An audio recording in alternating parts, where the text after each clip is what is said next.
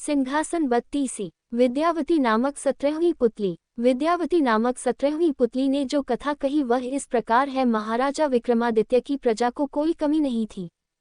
सभी लोग संतुष्ट तथा प्रसन्न रहते थे। कभी कोई समस्या लेकर यदि कोई दरबार आता था, उसकी समस्या को तत्काल हल कर दिया जाता था।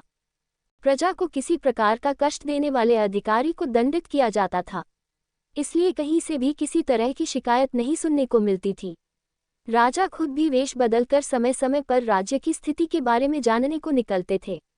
ऐसे ही एक रात जब वे वेश बदलकर अपने राज्य का भ्रमण कर रहे थे तो उन्हें एक झोंपड़े से एक बातचीत का अंश सुनाई पड़ा। कोई औरत अपने पति को राजा से साफ साफ कुछ बताने को कह रही थी और उसका पति उसे कह रहा था कि अपने स्वार्थ के लिए अपने महान राजा के प्राण वह संकट में नहीं डाल सकता है। विक्रम समझ गए कि उनकी समस्या से उनका कुछ संबंध है। उनसे रहा नहीं गया। अपनी प्रजा की हर समस्या को हल करना वे अपना कर्तव्य समझते थे। उन्होंने द्वार खटखटाया तो एक ब्राह्मण दंपति ने दरवाजा खोला। विक्रम ने अपना परिचय देकर उनसे उनकी समस्या के बारे में पूछा तो वे थर थर कांपने लगे। जब उन्होंने निर्भय होकर उन्हें सब कुछ स्पष्ट बताने को कहा तो ब्राह्मण ने उन्हें सारी बात बता दी। ब्राह्मण दंपति विवाह के 12 साल बाद भी निस्संतान थे। इन 12 सालों में संतान के लिए उन्होंने काफी यत्न किए। व्रत उपवास, धर्म कर्म, पूजा पाठ, हर तरह की चेष्टा की पर कोई फायदा नहीं हुआ। ब्राह्मणी ने एक सपना देखा है। स्वप्न में एक देवी ने आकर उसे बताया कि 30 कोस की दूरी पर पूर्व दिशा में एक घना जंगल है जहाँ कुछ साधु सन्यासी शिव की स्तुति कर रहे हैं। शिव को प्रसन्न करने के लिए हवन कुंड में अपने अन्न काटकर डाल रहे हैं। अगर उन्हीं की तरह राजा विक्रमादित्य उस हवन कुंड में अपने अन्न काटकर फेंके तो शिव प्रसन्न होकर उनसे उनकी इच्छित चीज मांगने को कहेंगे।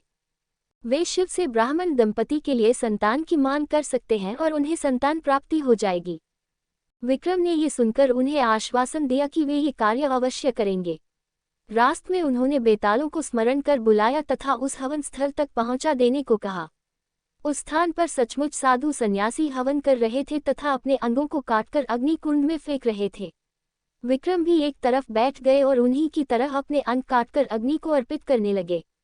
जब विक्रम सहित वे सारे जलकर राख हो गए तो एक शिवलिंग वहां पहुंचा तथा उसने सारे तपस्वियों को अमृत डालकर जिंदा कर दिया, मगर भूल से विक्रम को छोड़ दिया।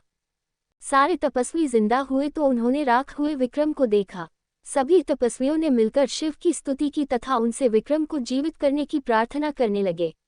भगवान शिव ने तपस्वियों की प्रार्थना सुन ली तथा अमृत डालकर विक्रम को जीवित कर दिया।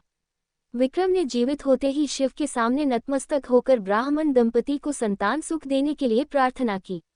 शिव उनकी परोपकार तथा त्याग की भावना से काफी प्रसन्न हुए तथा उनकी प्रार्थना स्वीकार कर ली। कुछ दिनों बाद सचमुच ब्राह्मण दंपति को पुत्र लाभ हुआ।